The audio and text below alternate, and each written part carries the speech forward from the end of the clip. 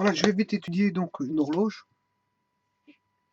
Une horloge, la vitesse de rotation d'une horloge avec un rayon de 11,5 cm. Le, la grande aiguille,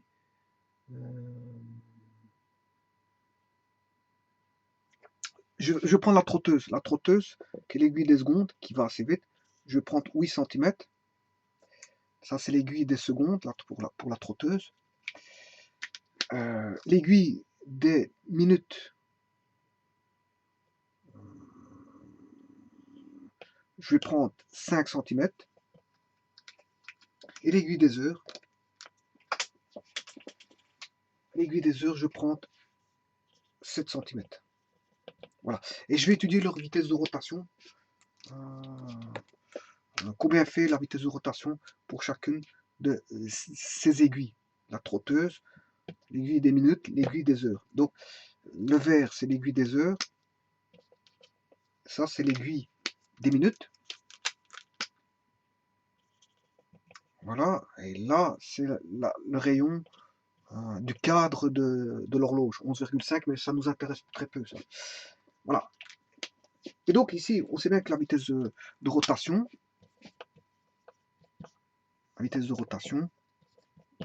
en mètres par seconde, bien sûr, vaut 2 pi r sur t. T étant la période de révolution. Donc, vous voyez, les formules seront assez rapides. Hein. Allez, au revoir. Ça serait aisé à faire. Donc, la vitesse de rotation des secondes, la vitesse de rotation des minutes, la vitesse de rotation des heures. La vitesse de rotation des secondes, c'est 2 pi fois le rayon. Ben, on a dit, pour les secondes, c'est 8 cm, ce qui fait 0,08 mètres. Voilà. Divisé par la période de révolution. Mais pour faire un tour, pour les aiguilles de seconde, il faut 60 secondes pour faire un tour. Ici, l'aiguille des minutes, elle fait 5 cm. Et l'aiguille des heures fait 7 cm. Voilà. Alors, la période de rotation de l'aiguille des secondes, il faut un tour en 60 secondes. La minute, elle fait, pour faire un tour, il faut 60 minutes. 60 minutes. 60 minutes fois 60 secondes. Parce qu'une minute fait chaque fois 60 secondes. Donc, ce qui fait 3600 secondes. Après 3600 secondes, ce qui fait une heure, ben, l'aiguille des minutes a fait un tour qui est une heure. Ensuite, pour l'aiguille des heures, l'aiguille des heures va faire un tour au bout de 12 heures. 12 heures fois, bien sûr, 60 minutes fois 60 secondes, ce qui veut dire 3600 fois 12. C'est-à-dire que les minutes, ici, les minutes doivent tourner 12 fois avant d'avoir un tour. Sachez qu'en 24 heures, il y a 2 tours pour les aiguilles des heures. Voilà. Ouais, il suffit juste de calculer ceci et vous aurez la réponse. Donc, 2 pi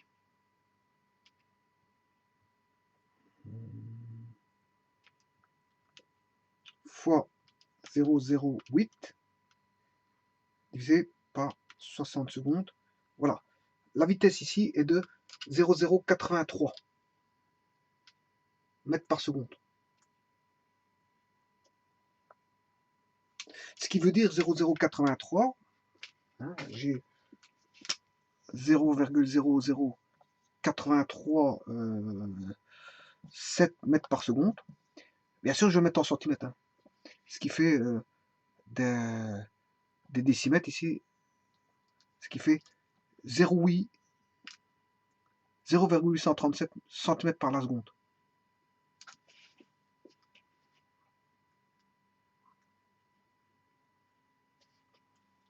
Donc 0,8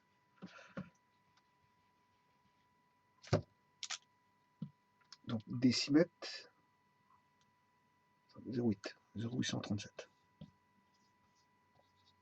Voilà, 0,837 mètres à la seconde. Voilà. Elle fait même pas 1 centimètre à la seconde. Oui, là, c'est en centimètres. Hein. En 1 seconde, elle fait même pas 1 centimètre. Bon, maintenant, pour l'aiguille des minutes. Ça va être encore pire. Hein, ça va être encore pire parce que on va diviser par 3600. Donc, fatalement, elle va moins vite que celle-là. On va le faire tout de suite. 2 fois Shift Pi fois 0,05 divisé par 3600. Voilà. La réponse, c'est 0,00008 87 266. Je vais directement le mettre en centimètres, ce qui fait 0,008 0,0087 0,0087 0,0087 26 cm par seconde.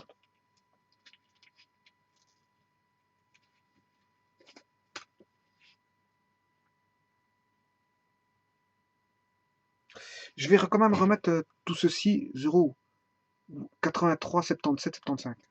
83, 83, 77, 5. 83, 77, 5 cm par seconde. Voilà, c'est très petit comme, voilà, comme parcours de distance à la seconde.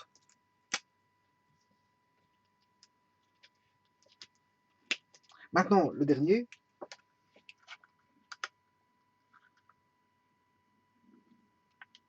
Deux fois pi fois 0,07 cm. Ah, attendez, je crois que je me suis trompé ici.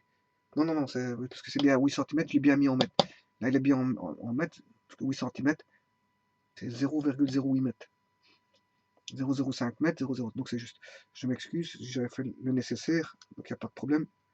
Divisé par 12, divisé par 3600. Et voilà, j'ai ceci. Donc je vais directement mettre en centimètres.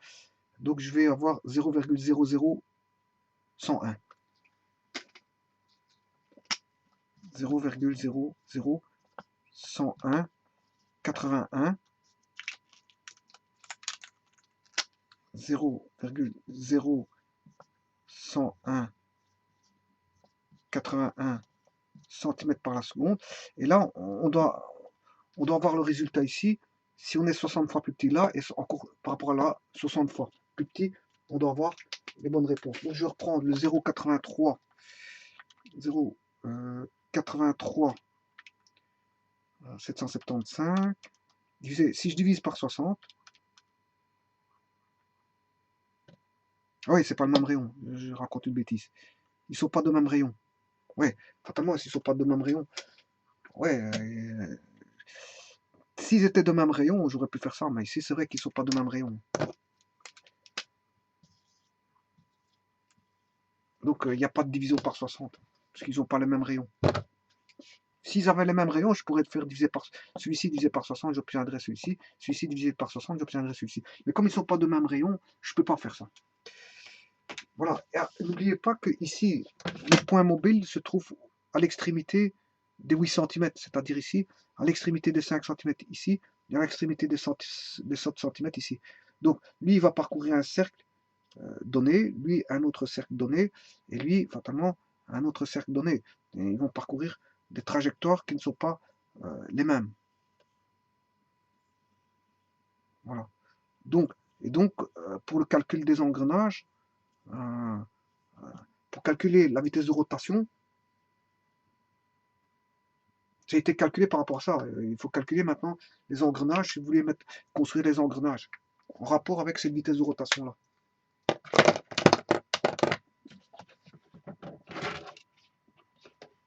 Voilà. Donc ils n'ont pas les mêmes, si vous voulez, les mêmes. Ils ont des trajectoires circulaires, ils effectuent bien tous les trois un MCU.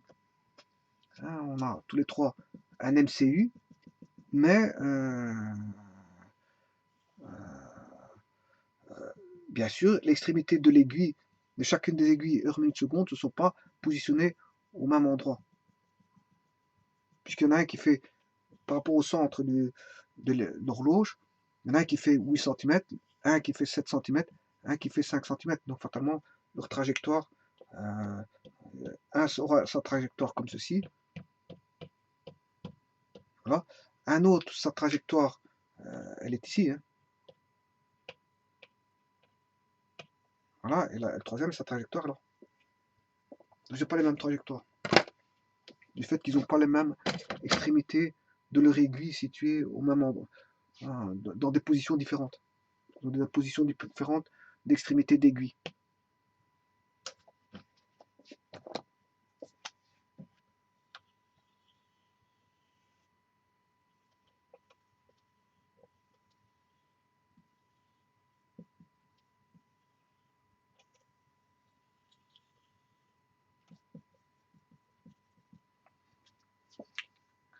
Voilà, voilà, voilà.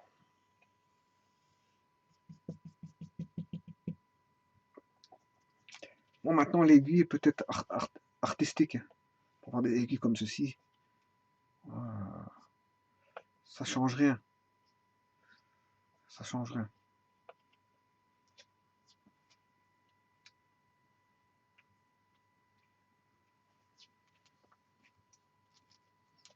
Maintenant, vous aurez pu aussi calculer la vitesse angulaire, hein.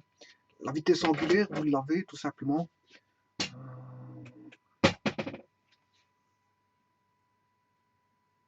en faisant 2π sur t.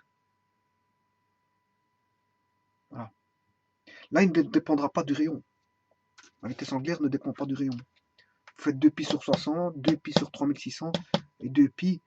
Puisque, pourquoi il ne dépend pas des rayons? Parce que la vitesse angulaire sera en fonction d'un angle. Or, l'angle, il fait toujours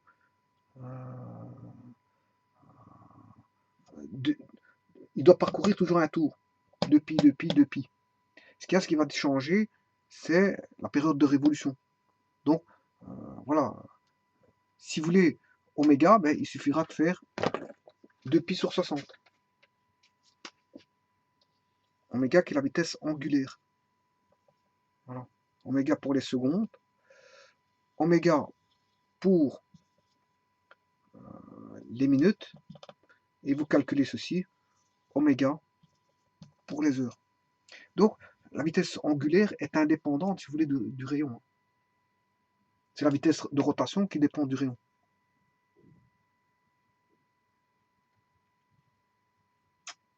Voilà. Quel que soit le rayon, si vous voulez, quel que soit le rayon d'une horloge, la vitesse, si j'avais mis un rayon de 20 cm pour l'horloge, mais la vitesse angulaire, ce serait toujours 2π sur 60.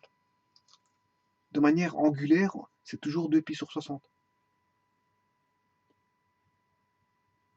Au niveau angulaire. Mais au niveau linéaire, au niveau circonférentiel, ben, la vitesse de rotation circonférentielle, là, il faut tenir compte du rayon. Fatalement, parce que la trajectoire linéaire sera d'autant plus grande que si le rayon est d'autant plus grand. Et donc, si le rayon est d'autant plus grand, ben, la vitesse de rotation est d'autant plus grande.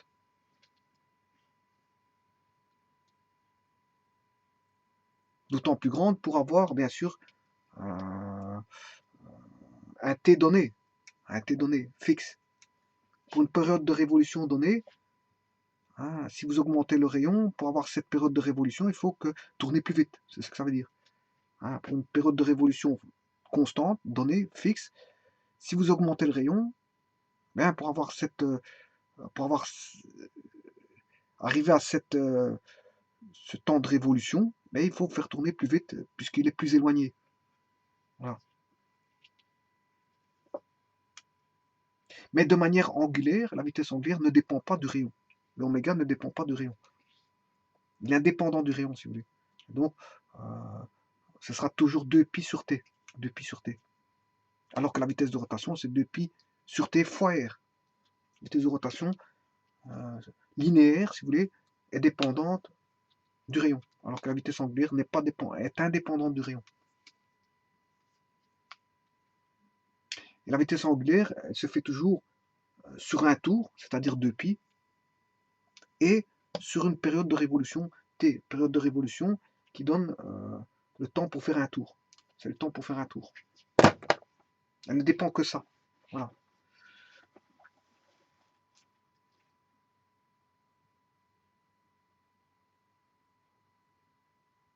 Donc la oméga ne dépend que, si vous voulez, des informations par tour. C'est-à-dire, l'angle formé en un tour, ce sera toujours 2π.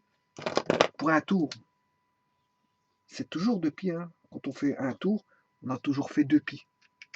Voilà, on fait toujours 2π. Par contre, le temps mis à parcourir ce 2π, c'est la période de révolution t, et il est dépendant. Si vous utilisez une aiguille des secondes, ben, ce sera 60. Il faut 60 secondes pour faire un tour, pour l'aiguille des secondes. Il faut 3600 secondes pour l'aiguille des minutes pour faire un tour. Voilà. Donc, en d'autres termes, ça, c'est une constante. Hein. C'est une constante. Voilà.